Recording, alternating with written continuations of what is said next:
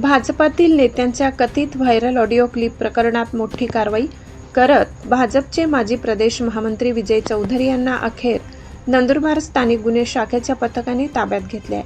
माजी खासदार डॉक्टर हिना गावित यांच्या भावाने दाखल केलेल्या अॅट्रॉसिटीच्या गुन्ह्यामध्ये ही कारवाई करण्यात आली आहे. पोलिसांनी दिलेल्या माहितीनुसार विजय चौधरी हे संभाजीनगर येथून धुळेकडे येत असताना नंदुरबार एलसीबीच्या पथकाने त्यांना ताब्यात घेतले.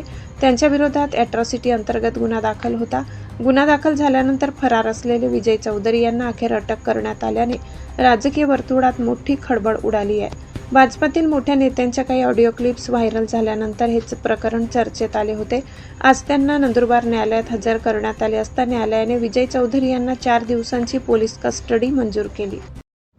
माझ्याकडे पोलीस स्टेशन नंदुरबार शहर अपराध क्रमांक 699/26 या गुन्ह्याचा तपास आहे.